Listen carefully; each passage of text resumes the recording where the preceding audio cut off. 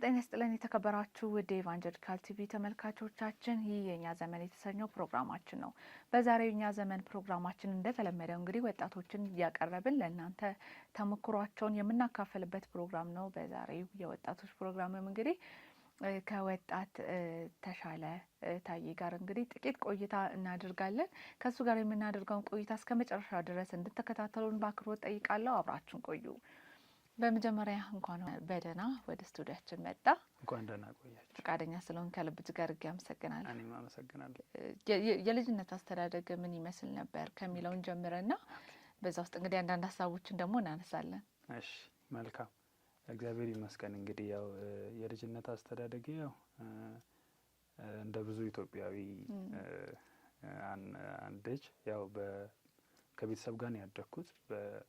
ያደኩበት አካባቢ ያው በደቡብ ኢትዮጵያ ክልል ውስጥ የምትገኝ አሁን ላይ ጌዲዮ ዞን በተብላ በምትጠራው በዲላ ከተማ ነው ተወልጄ ያደኩት። እግዚአብሔር ይመስገን በጌታ ካመኑ በጌታ ከሆኑ ቤተሰቦች ነው የተወለድኩት። እግዚአብሔርን ከሚፈሩ እግዚአብሔርን ከሚያከብሩ ቤተሰብ ነው የተወለድኩት። ያው አስተዳደጊም ከልጅነት ጀምሮ አይ ቲንክ 5 ከ6 ዓመት ጀምሮ በቤተክርስቲያን ውስጥ በአገልግሎት ማለት ነው። ያው ብዙ የክርስቲያን ቤተሰብ እንደሚያደርገው ያው ቤት ውስጥ ልጅ ሲወለድ ለጌታ ያው ሄዶ ማስረከብ ሄዶ መስጠት የሚባል ነገር አለና ከዛ ጊዜ ጀምሮ ያው በእግዚአብሔር ቤት ውስጥ ስኖር ያገለግል ማለት ስኖር የቆየሁት ግን በአገልግሎት ዙሪያ ከ5 ከ6 ዓመት ጀምሮ በአገልግሎት በተለያዩ ስነ ጽሁፎች የተለያዩ የቤተክርስቲያናትን ኃላፊነት በመቀበል በዛው እድሜ የተለያዩ ፈንድራይዚንጎችን በመስራት እንደዚህ ነው ያደኩት እንግዲህ ቤተክርስቲያን ውስጥ። መልካም። እንግዲህ በዛ ውስጥም ደግሞ የወጣቶች የሊደርሺፕ መሪ ነበርክ፣ ሙዚቃም ትጫወት ነበረ። እንደው እዛ አካባቢ ያሉ ሰዎች ተሽን በምን ያውቁታል? በምንድን ነው የምትታወቀው? እሺ፣ መልካም። ያው እግዚአብሔር የተመሰገነ ይሁን እስካሁን በክፉ ሁኔታ የታወኩበት አጋጣሚ የለም። ግን ምናልባት ያው ከኔ ከጸባይ አንጻር በጣም ሰው እግባባለሁ በቤተ ክርስቲያን ውስጥ ከትልቁም ከትንሹም ጋር ጥሩ የሆነ ተግባቦት ነበረኝ። ምናልባት ሰዎች በዛ ሊያውቁኝ ይችላሉና በሆነች ነገር ገጥሞኝ ከተኮሳተርኩ ሁሉ እስኪነቃብኝ ድረስ ነው በቃ አላ ፊሊንግ ማሳየት በቃ ጥሩ አይነት ስሜቶችን በማሳየት ነው ሰዎች ሊያውቁኝ የሚችሉት። እንደው ቤተክርስቲያን ውስጥ ብዙ ሰው ለኔ ክሎዝ ነበረ። አብረውኝ የሚያገለግሉ ወጣቶች ብዙ ጓደኞች ነበሩኝ። እንግዲህ ክፉ እንዳልሆንክ ምናልባት እስካሁን ምስክርነት ደርሶኝ አያውቅም። ግን ምናልባት በዚህ አይነት ሁኔታ የሚያውቁኝ ይመስለኛል። ሌላው በጣም የምትወደው የአገልግሎት ክፍል ወይም ደግሞ መዝሙር ካለ እስኪ? አሁን እንግዲህ ቅድም እንዳልኩትኝ በተለያየ ዘርፍ ላይ በቸርች ውስጥ አገልግለሃል። ከዛ ውስጥ በጣም የምትወደው አገልግሎት ወይም ደግሞ መዝሙር ካለ? ኦኬ፣ ከአገልግሎት አንጻር በጣም የምወደው አገልግሎት አለ። ያው ሁሉንም ማበላለጥ ሳይሆን ግን በጣም ልቤ የሚሳብበት አገልግሎት አለ እና ኢቫንጀሊዝም ነው። የወንጌል ስራ በጣም ከልጅነት ጀምሮ ቤተክርስቲያን ውስጥ በዛ አይነት አገልግሎት ነበርና ወንጌል ስርጭት በጣም እግዚአብሔርም በዛ ውስጥ ብዙ ነገር አስተምሮኛል። ውስጤም ደግሞ በደንብ ደስ ብዬ የማገለግለው አገልግሎት ቢኖር ያው የወንጌል ስርጭት ነው እና ደግሞ ያው ከዛም ቀጥሎ የሙዚቃ አገልግሎት ነው። በጣም የምወደው ነው። ከልጅነቴ ጀምሮ በመጫወት ያገለግልኩኝ። ምን አይነት ሙዚቃ በምትጫወት? ኪቦርድ ነው ቤተክርስቲያን ውስጥ ብዙ ጊዜ የተለመደው ኪቦርድ ነው። በቀላሉ የሚገኘው እሱ ስለሆነ እና ያንን እየተጫወትኩኝ ነው ያደኩት። መዝሙር መወደው መዝሙር በጣም ብዙ መዝሙር አለ ብዙ ልጥቀስልሽ? ደስ ይለኛል። በጣም ከምወዳቸው መዝሙሮች መካከል የቤቲ ተዘራ በእግዚአብሔር እጅ የሚለው መዝሙር በጣም ህይወቴን የሚባርክ ነውና ምናልባት ደግሞ በቅርብ ጊዜ ከወጡ የዝማሬ ምናልባት በቅርብ አመት አንድ አመት ምናምን የሚል አዶናይ የሚባል አንድ ዘማሪ አለና ጊዜው ሳይጨልም የሚል ዝማሬ ሁሉ ጊዜ ሰማዋለሁ። እንግዲህ ነው መልካም እንግዲህ እስቲ በህይወት ውስጥ ቻሌንጅ ካደረጉ ወይም ደግሞ ከገጠሙ ፈተናዎች ይሄ ፈተና ገጥሞኝ ግን ይህንን አስተምሮኛል እግዚአብሔር በዚህ አይነት ነገር ውስጥ አሳልፎኛል ካለ እንደው ብታጋራን ለወጣቶች ብዙ ትምህርት ስለሚሰጥ። አዎ እንግዲህ ምን አለ መሰለሽ እኔ ያው በልጅነቴ ነው ወደ ሙያ ውስጥ አንዳንድ ነገሮችን ጎን ለጎን ለመስራት መሞክር የነበረውና ጎን ለጎን ቤት ውስጥ ያው እኛ እንደ እግዚአብሔር በጣም ባርኮናል። በጣም ብዙ ወንድሞች፣ በጣም ብዙ እህቶች ስንት ናቸው? በጣም ብዙ ነን አታምኝም። እና ማዘር እግዚአብሔር በጣም ባርኳታል። ኢቨን ከኔ በኋላ ያለን አብዛኞቹ መንታዎች ነን። ኦኬ በቁጥር አይታወቅም። በቁጥር ብዙ ነን። ቤት ውስጥ እስከ 12 ልጆች አለን። እስከ 12 ከአንድ አባት ከአንድ እናት ህዝብ ናቸው። እና ያው እግዚአብሔር በብዙ አይነት ሁኔታ ውስጥ አሳልፎናል። እና እንዳልኩሽ ማዘር ብዙ ጊዜ ልጆችን በማሳደግ ነው ጊዜዋን ያሳለፈችው።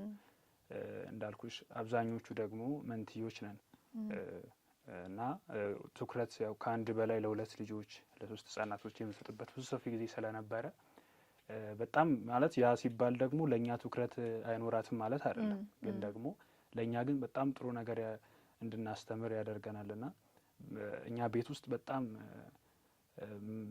ምሳሌያችን ነው ብለን የምንወስደው ወንድም አለ እና እሱ ከልጅነቱ ጀምሮ ነበር እንደው ገና ትንሽ እያለን ነበር ስራ መስራት እንደሚቻል ያሳየን ነበር። በጣም ብዙ ኪሎ ሜትሮችን ተጉዞ ስራ ይሰራ ነበር። ኢቨን አሁን ከቤተሰብ ጋር ለሚኖረው ሩቅ ቦታ ነው የሚኖረው እና እግዚአብሔር ባርኮት በጣም የስራ መስክ ላይ ነው ያለው እና እሱ ከሱ እናይ ነበር እና አይገባንም ግን በልጅነት ጊዜና ትንሽ እኔም እያደግኩ ሳድግ መምጣት ሲጀምር ስራ መስራት እንዳለብኝ ቤተሰቤን ጎን ለጎን መርዳት እንዳለብኝ ይሰማኝ ነበርና አይ ቲንክ ከ2011 ጀምሮ ነው ይሄ ተነሳሽነት የመጣውና አሁን ያለውበትን ሙያ ያገኘሁት በዛ ጊዜ ነው። ምን ውስጥ ሰርተሃል? ምን ስራዎችን ሰርታል? እንግዲህ ያው ብዙ ስራዎችን እየሰርተ እንዳለፍክ ከንግግር ያስታውቃልና ምን አይነት ገጠመኞችስ ምን አይነት ፈተናዎችስ ነበሩት? ይህንን ኃላፊነት እንድትወስድ ያደረገ እንግዲህ አንዱ የቤተሰብ መብዛት ቁጥር እንደሆነ ገልጸሃልና ይህንን ነገር እንድትወሰነ ያደረገ ወንድም ነው። ከዛስ እንዴት ቀጠልክ? እንዴት አሁን ያለህበት ደረጃ ለመድረስ?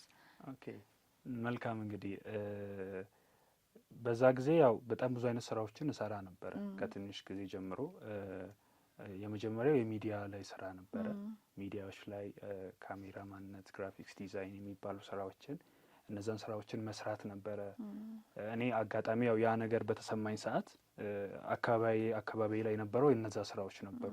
አዳዲስ ትምህርት ቤቶች፣ ፕሮዳክሽን ቤቶች ተከፍተው ማስታወቂያ በሚመጡ ሰዓት ቶሎ ሳቡኝና የመግባት እድል ነበረኝ። ግን ከዛ በኋላ ከቅርብ ጊዜያትም በፊት በጣም ብዙ አይነት ስራዎችን ሰርቻለሁ። ለምሳሌ ከካሜራማንነት ከቪዲዮ ኤዲቲንግ እና ግራፊክስ ውጪ በራሴ በግሌ ለመንቀሳቀስ የሞክርባቸው የስራ መስኮች አሉ። እንደ ፍራፍሬ ማከፋፈል የመሳሰሉ ነገሮችን፣ አንዳንድ ዲሊቨሪ ማድረሶችን በራሴ ከአንዳንድ ሰዎች ጋር የተገናኘው የምሰራበት አጋጣሚ ነበርና ቻሌንጅ አለው። በእርግጥ አሁን ያው ወደ ዋናው ጥያቄ ስመጣ በጣም ብዙ ነገር ያስተምራል።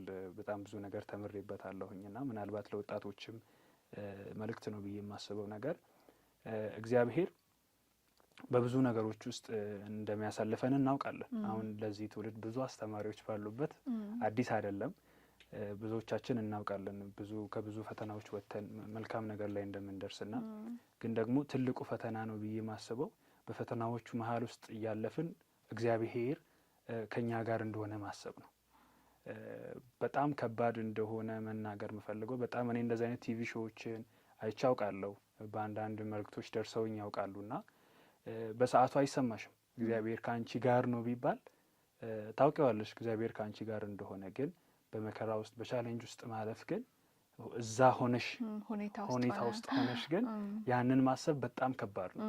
በጣም ከባድ ነው። ምክንያቱም እግዚአብሔር እንዳለ እኔ በግልጽ የማወራው ያው በወጣቶችም ፊት የማወራው በጣም በእግዚአብሔር ቤት ውስጥ ባድግም ብዙ የእግዚአብሔር ማለት የእግዚአብሔርን የሚያገለግሉ አስተማሪዎች ባሉበት ቤተክርስቲያንም ባድግም ልክ መከራ ውስጥና ቻሌንጅ ውስጥ ስገባ ግን እግዚአብሔር የለም ወይ ብዬ እስክል ድረስ ደፍሬ ያውቃለሁ።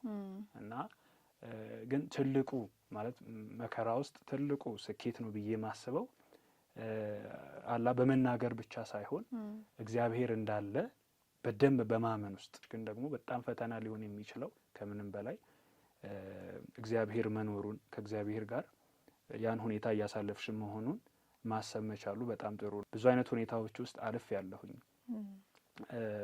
ኢቨን የነገርኩሽ ዓመተ ምህረት ላይ የሃይስኩል ተማሪ ነበርኩኝ። ከቤተሰቡ ጋር ብዙ ነገር አሳልፍ ያለሁኝና አንዳንድ ጊዜ ቤተሰብ ባይገርምሽ ደስ የሚለኝ ነገር ኢቨን እስካሁን ድረስ ምንም አተሽ ብትሄጂ የሚያጎርሱትን ያው የሚያብሉሽን ነገር አታጭም። ማዘር ከማቀፍ አለ አይደለ ሰብስቦ ከመያዝ ውጪ እንትን ባትልም ግን ደግሞ ላንቺ ሊከብድሽ ይችላል ያ ነገር ምናልባትና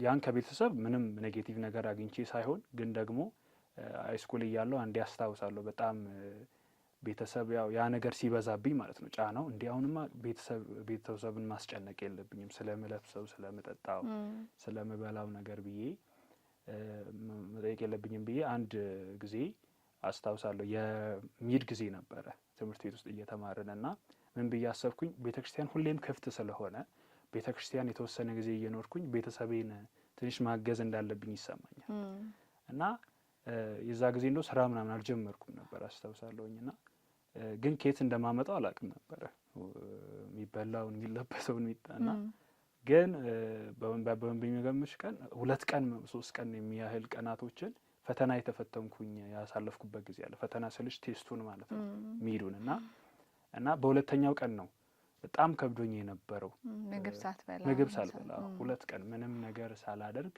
ያሳለፍኩበት ታይም አለ። በጣም ለኔ ከባድ ነው ብዬ ማስበው ጊዜ ነውና ያው ለምትወስጂው ለእያንዳንዱ ነገር እንግዲህ እንደዚህ አይነት ፈተናዎች ሊገጥሙሽ ይችላል ይሆናልና ከዛም የባሱ ብዙ አይነት ነገሮችን እግዚአብሔር አሳልፎኛል። ግን በዛ ውስጥ እግዚአብሔር መኖሩን ማመን በተለያዩ ሁኔታዎች ውስጥ እግዚአብሔር እንዳለ አብሮሽ እንደሆነ ማመን ግን ትልቁ የመከራ ትምህርት ነው ብዬ አስባለሁ። ልክ ብለሃል። እንግዲህ አንዳንድ ሁኔታዎች አይመስሉም አይደለ እግዚአብሔር ያለ አያስመስሉም። የምናልፍበት ውጣ ውረድ ተስፋ መቁረጦች ምናምን ይመጡና ሰይጣንም እሱን አይደለም የሚፈልገው እግዚአብሔር የለም እኮ አያሽም እኮ አይሰማም እኮ ማለትን ይፈልጋል። ግን በዛ ውስጥ ጸንቶ መቆምን ከእግዚአብሔር ጋር መሆንን እሱን እንግዲህ ከአንተም ህይወት ተምረናል ማለት ነው። በህይወት ውስጥ ትልቅ ዋጋ የምትሰጠው ነገር አለ ምንድን ነው? ኧረ አለ ብዙ ነው አልክ አንዱን ጥቂቱን ብዙም ባይሆንም ግን በአንድ ሀሳብ ይጠቀለላል ብዬ አስባለሁኝና ምን አምናለሁ መሰለሽ ሲጀመር ፋክት ነው ብዬ አምናለሁ። እግዚአብሔር ወደዚች ምድር ሲልከን ያው ተሼ ማድረግ አለበት ብሎ የሚያስበው ነገር አለ እግዚአብሔር በዚች ምድር ላይና ያንን ነገር ፈጽሜ ማለፍ ፈልጋለሁ። ብዙ ጊዜ ስንጸልይ እንግዲህ ያሁኗን ቤተክርስቲያን ከበፊቷ ቤተክርስቲያን ጋር ስናነጻጽር ብዙ የምናነጻጽርበት መንገድ አለ። ከዛም መካከል አንዳንዴ እንደው ስንጸልይ እንደ ጳውሎስ እንደ ጴጥሮስ ጌታ ሆይ ላንተ ለየኝ ምናምን ብለን እንጸልያለንና እግዚአብሔር ግን እኔ በዚህ ሀሳብ ላይ መቃወም ሳይሆን ግን ሀሳብ አለኝ። እግዚአብሔር ጳውሎስን ለጳውሎስ ብቻ ነው የፈጠረው፣ ጴጥሮስንም ለጴጥሮስ ብቻ ነው የፈጠረው እና ልክ እንደ ጳውሎስ እነ ጴጥሮስ እግዚአብሔር የሰጣቸውን መክሊት ፈጽመው እንዳለፉ ለተሻለ የተጻፈ መክሊት አለ እና ተሻለ ያን ነገር ፈጽሞት እንዲያልፍ ሁሉም ሰው ፈጽሞት እንዲያልፍ ተብሎ የተጻፈ ነገር አለና የተጻፈ ሳይሆን እግዚአብሔር ከእናቶቻችን ማህፀን የለየን የመረጠን ምክንያት አለና እግዚአብሔር እፎይ እንዲልብኝ ፈልጋለሁ። እግዚአብሔር ኦኬ እንኳንም አደረክልኝ አንተን የላኩበትን ምክንያት አንተን ለዚህ ዓላማ ፈጥሬ ነበር አደረከው ብሎ እንግዲህ በበጉ ሰርግ ቀን የሚሸልመኝ ምክንያት እንዲሆን ያንን ነገር አስፈጽሞ ማለፍ እፈልጋለሁ። ሌላው በህይወት ውስጥ ቅድም አንዳንድ ነጥቦችን አንስተሃል። መሆን ፈልገ መሆን ያልቻልከው የከበደ ነገር አለ። ይህ ነገርስ በእግዚአብሔር ላይ ያለህን አመለካከት ምን አድርጎታል? ቤተሰብ ላይ፣ አንተ ላይ፣ ማህበረሰብ ላይ፣ በቤተ ክርስቲያን ላይ ወይም ደግሞ አውራቸው ያሉ ሰዎች ላይ ምን አይነት ተጽዕኖ ፈጥሯል? ኦኬ ምን መሰለሽ የሆነ ጊዜ እንዳልሽው ኔጌቲቭ አስተሳሰብ ነበረኝ እና በጣም ብዙ እያንዳንዱ ሶሻል ላይፌ ላይ በጣም ኢምፓክት ፈጥሯል እና አካባቢያችን ላይ በጣም ብዙ የሚሰሩ ሰዎችን ስታይ በጣም ለመለወጥ የሚተጉ ሰዎች እና ደግሞ በጣም ቶሎ የመለወጥ አይነት ደግሞ ቀንቷቸው ስታይ እኔስ የሚል ነገር እንደዛ ነገር ተፈጥሮብኝ አንድ ጊዜ በጣም የቆየ ነው ማለት 1 አመት አይደለም 2 አመት ያህል ከእግዚአብሔር ጋር በጣም ስታገል እና ሶሻል ነገሬ ላይ በጣም ተጽዕኖ የፈጠረብኝ ነገር አለ እና ያም ደግሞ ኢኮኖሚ ላይ የገንዘብ ፋይናንሻል ኬዝ ላይ ተጽዕኖ ማምጣት ነበረ እና በጣም ተጽዕኖ ቤተሰቤን ምናምን ከመካስ እና ራሴንም ጥሩ ነገር ላይ ከማግኘት አንፃር በጣም ቤተክርስቲያን ያለኝን አገልግሎት እስከመተው ድረስ ማለት እስከመተው ስልሽ ያው ብዙ እንደ በፊቱ ትኩረት እስካለ መስጠት ድረስ ጊዜ እስካለ መስጠት ድረስ ከጓደኞች ጠፍቼ የማቅበት ጊዜ አለ። ከጓደኞቼ አብረውኝ ካደጉ ጓደኞቼ አብረውኝ ከሚንቀሳቀሱ ከሚያገለግሉት ወንድሞቼ ጋር የራኩበት ሲዘን አለና በጣም ያ ምንድነው መለወጥ ጥሩ ነው፣ መቀየር ጥሩ ነው። ግን ደግሞ የእግዚአብሔር ቃል ሲናገር ያሳረፈኝን ቃል ነው ነግርሽ። እንግዲህ ከ2 አመት በኋላ ከ2 አመት በፊት ወይ 2 አመት ላይ ያን ቃል ደጋግሜ አንብቤ ያውቃለሁ። ግን ደግሞ እግዚአብሔር ያው መልካም ነው በዛ ጊዜ ሲገልጠውና የእግዚአብሔር ቃል አለ የሚናገር ነው እና በመጠን ኑሩ የሚል ቃል አለ እና አንድ ክፍል ላይም ደግሞ ሐዋርያው ጳውሎስ የሚመክረው ምክር አለና ምን ይላል? የምትለብሱትና የምትበሉት ካለ ይበቃችኋል ይላል እና ሁሉን እግዚአብሔር እንደሚያዘጋጅ ነው የሚናገረው መጽሐፍ ቅዱስ ላይ እና ያን ቃል ሳነብ በመጠን በተለይ በመጠን ኑሩ የሚለውን ቃል ሳነብ በእውነት ሞክሬ ስላጣው አይደለም። ብዙ እንደዛ የመሆን እድሎች ታገኛለሽ በጌታ መሆንሽ ምናምን ነው እንግዲህ አንዳንድ ጊዜ እንጂ በጣም ብዙ እድሎች ነበሩ። እኔ የሄድኩበት አካሄድ ማለት ነው ከጌታን ቤት እስከወጣ ድረስ ብዙ ተጽዕኖዎች እድሎችን አግኝቼ ነበር እና እግዚአብሔር ረድቶኝ ያን ቃል ማንበብ ስጀምር የዛ ቀን እንግዲህ የበራልኝ ቀን በመጠን ኑሩ የሚለው ማለት ነው እና ከነበርኩበት እንግዲህ ቤተክርስቲያን ላይ ክፍተት እንግዲህ ቅድም ስታወሪ ነበረ ወጣቶችን በሊደርሺፕ እግዚአብሔር ፈቅዶ ሊድ አደርግ ነበረ። በሙዚቃ አገለግል ነበር። በስፋት እንደው የቆየሁበት አገልግሎት የወርሺፕ ቲም ነው እና ወርሺፕ ቲም ውስጥ ኢቨን እዛም መሪ ነበርኩኝ እና አስተባብር ነበር። የተለያዩ በድካምም በብርታትም ጊዜ እናገለግል ነበር በቻልነው መጠን እና ያንን ሁሉ ትቶ እንግዲህ እዛ እስካለመሄድ ድረስ ያንን እንደዛን እግዚአብሔር የሰጠኝን አደራ እስካለመፈጸም ድረስ ደርሼ ነበርና ለካ እግዚአብሔር በሚሰጥሽ ነገር እፎይ ብለሽ መኖር ትችያለሽ። እርፍ ማለት ይቻላል። ዋናው ነጥቡ ማግኘት እንደዚሁም ደግሞ ብዙ ነገር ማከማቸት አይደለም። እረፍት ያለው ሲጀመር በማከማቸት ወይ በመሰብሰብ ውስጥ አይደለም፣ በእግዚአብሔር በራሱ እንደሆነ አየው። ያን ደግሞ ማድረግ የምንችለው በመጠን መኖር ስንጀምር ነው። በእርግጠኝነት ብዙ ገንዘብ ያለው በጣም ብዙ ሀብት ያለው እግዚአብሔርን በጣም በጉልህ ለማየት ይቸግረዋል ብዬ አስባለሁ። ግን ደግሞ በመጠን ስትኖሪ እግዚአብሔርን በሚያከብር ህይወት ውስጥ ስትኖሪ ሁሉም ነገር ይበቃሻል። እንደዛ ነው እንግዲህ እግዚአብሔር ይመስገን። እንግዲህ ወጣቶች ከዚህ በጣም ብዙ ነገሮችን ይማራሉ ብዬ አስባለሁ። እስቲ ደግሞ ጥቂት እንጫወት አይደል? ይቻላል። እንግዲህ አሁን ወጣቶች ማህበራዊ ሚዲያ ላይ እንታማም አይደለም? ሶሻል ሚዲያ ላይ እንዴት ነው? በጣም ነው የምትጠቀመው? በደንብ ነው የምትጠቀመው? በጣም እንኳን ባይሆንም ግን እጠቀማለሁ። ትጠቀማለህ? እሺ። እጠቀማለሁ። ለ1 አመት ማህበራዊ ሚዲያ አትጠቀም ብትባልና ፈጣን መልስ ነው የምፈልገው፣ ለ1 ሳምንት ስልክ ብትነጠቅ የትኛውን ትመርጣለህ? ለ1 ሳምንት ሶሻል ሚዲያ ባቆም? እንደዛ አይደለም። ለ1 አመት ነው የማህበራዊ ሚዲያ ለ1 አመት አለመጠቀም ወይም ደግሞ ለ1 ሳምንት ስልክ አለመጠቀም። ለ1 ሳምንት ምንም ስልክ አትጠቀምም፣ ለ1 አመት ደግሞ ሶሻል ሚዲያዎችን መጠቀም። ለ1 አመት ሶሻል ሚዲያ ባልጠቀም ባይ ነኝ። 1 ሳምንት? አዎ እውነት ሶሻል ሚዲያ ምክንያቱም እንትን አለው፣ ጥሩ ኢምፓክትም አለው፣ መጥፎ ኢምፓክትም አለው እና የትኛው ይበልጥብሃል አንተ? ለኔ ጥሩ ኢምፓክቱ ይበልጥብኛል። ስለዚህ ታዲያ አንደኛውን አመት ሙሉ ሳትጠቀም እንዴት ከሶሻል ሚዲያ ይሄኛው እንዴት መረጥ? ስልክ ብዙ ኮኔክሽን አለው፣ እውነት ለመናገር ብዙ ኮኔክሽን አለው። ቤተሰብ አለ፣ ጓደኞች አሉ። እነዛን ለማግኘት ስልኩ ይሻላል። ጥሩ ምርጫ መርጠሃል። እንግዲህ እስቲ እንግዲህ አሁን ወጣቶች ወደሚፈሩበት ትንሽ ወደሚል ግን እናንተ ወጣቶች ስለሆነ አይከብድም ማለት ነው። እንዴት ነው ፍቅረኛ አለ ወይ? ካለ እንዴት ነው እየተመላለሳችሁ ያላችሁት? ሪሌሽንሺፕ ውስጥ ካለ በምን አይነት መንገድ ነው ምልልሳችሁ? ቤተሰብ ያውቃል ወይ? ቸርች ታውቃለች ወይ? እንደው ላስቆምሽ ነበር። እውነት ለመናገር የለኝም፣ ፍቅረኛ የለኝም። ኑሮ አያውቅም ነው ወይስ?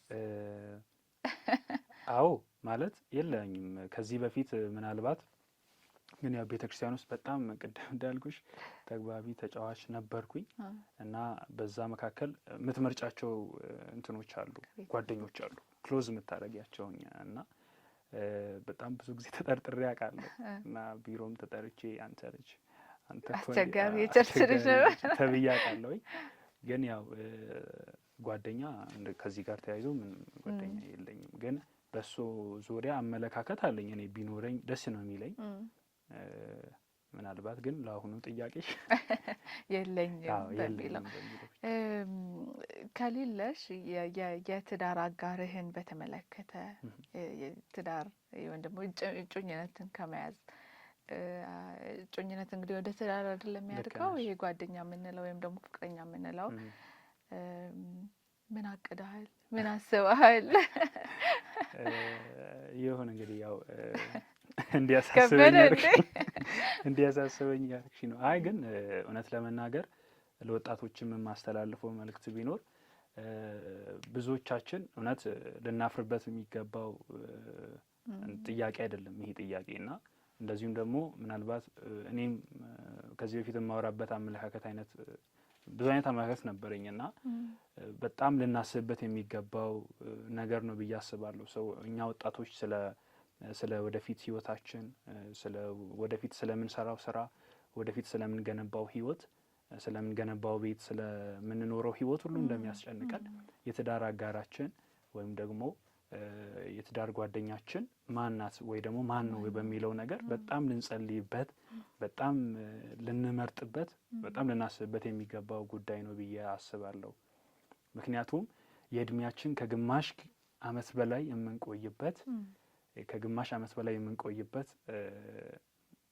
ሜዳ ነውና ህይወት ነውና በጣም ልንጠነቀቅበትና ልናወራበት፣ ልንወያይበት፣ ልንጸልይበት የሚገባው ቦታ ነው ጉዳይ ነው ብዬ አስባለሁ።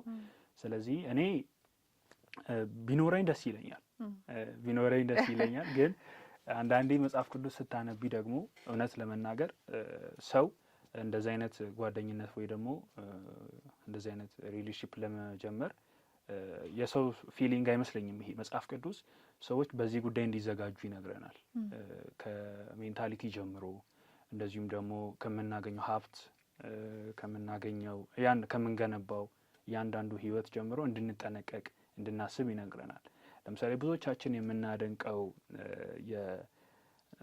እንትን አለ፣ ታሪክ አለ።